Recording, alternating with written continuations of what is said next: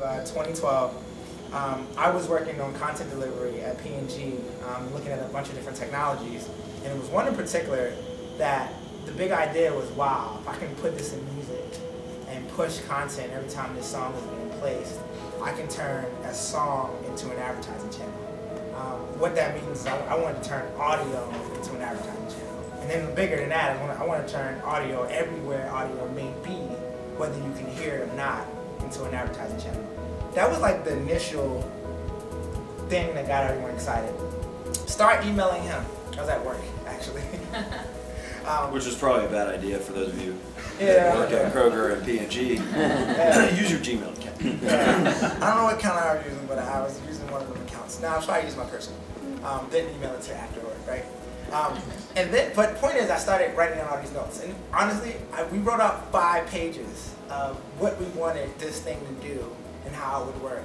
You know, I started hearing about it when he was talking about how on the aisle, sitting in the aisle, a mom would be looking there trying to make a decision about what to buy, and he had been working on this technology that could interact someone or intersect someone as they were in a sort of a moment of decision making. And just imagine the power of that. So, you know, I can't imagine Rodney's all that passionate about diapers.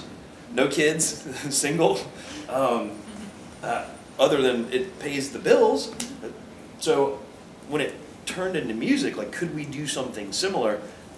You know, he had the ability to think a little bit ahead of sort of something very disruptive that he's looking at and trying to figure out where else could this go and what else could this do? So it took a minute, forgive me for the timeout, but it took a minute to sort of understand exactly kind of what he was thinking. And then he brought it really home by sort of saying, here's the artist, here's a guy that I know. Why don't we try doing this with this person? And he sort of put a usage scenario together that made a lot of sense. So, honestly, we got a chance to talk to Cincy Tech right after that. Told Cincy Tech what we were building. Cincy Tech was pretty simple. If you go out and get traction in the entertainment industry, we'll back you up. Went home, LLC did the structural things. Went out to LA, and I work, and it was little Chris, we work with an artist by the name of DY. And he at the time was getting a lot of looks from a lot of different companies. Point is, we could literally get a meeting with Interscope and all of these record companies because they were kind of interested in the artists. So we went out to LA. And we met with every single body, every single major, we went with Adam Factory. Timberlake's guy. Timberlake. I always laugh about how we got these meetings, but it's a combination of a shady guy out in LA that we're not going to talk about. Some email connections, running up to certain people and just attacking them. Yeah, just straight fearlessness. Yeah, but it was awesome because we came home with a deal from Adam Factory and Nas. I remember we went back out there for Draper University to San Francisco, and we actually won that little thing. It was a Draper University. Tim Draper had a university out in LA. How we made it to that, don't ask either. But he invites startups, and we had to pitch, and it was a competition. We go out there, we pitch, we sent everybody in the audience some stuff from the song. Everybody went crazy. We won, and we came home, and essentially with that compiled traction, gave us our term sheet for our Series A. You know, that's how we were born. Fast forward, it was 5 total founders: CTO, designer, Josh, our mobile guy, Chris, and myself. 4 of us went full-time August of 2012 last year, launched a beta product in 2013, and launching a whole revamp of new products coming this March and April. And we have, there's been tons and tons of bumps and stuff on the road, but that's kind of how I got here right now. Oh yeah, and I'm stressed out.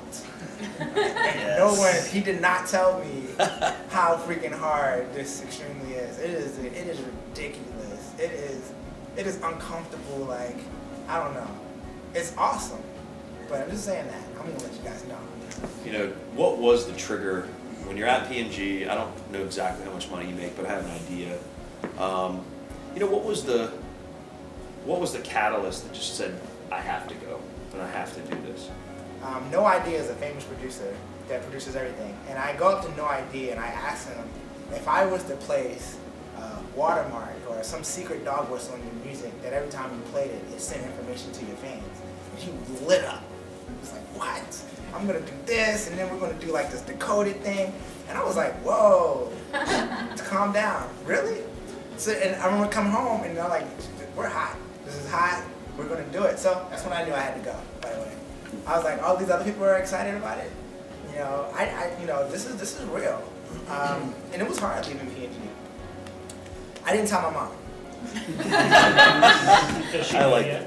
She found it on Facebook. Okay. So it was kind of funny. It was like I left in August, and sometime around October, she calls me and she's like, "This thing called Lisnr." I was like, "See, what happened was the thing." My friend. I just, you know, I didn't want any barrier at that point in time. You didn't want anyone. I didn't want, you know, moms and family, they could talk about anything, right? At that point, I was like, it's done. I was like, it's done. It's over. You just gotta jump on the bandwagon. But leaving P&G, something stable, something you knew you could count on, probably get a 5 or 7 or 3. I don't know what the raise is every year, but you know, something that over time you build a career and a retirement plan. But you know, you left sort of thinking, I'm pretty sure that we're going to get funded. But what if it hadn't happened? You know, what would you have pushed through? What do you think? You know, I think we all build out false promises to ourselves. And one thing that happened to me is that I honestly, working anywhere, I think is a false promise. At the end of the day, if a business decision and you could be gone, right? That's the reality. So the only true promise is your ability at that point in time. And I remember I was like, you know what? Like, I can go work at a different company and be in brand management. I can go do something else. I'm gonna go out and chase something.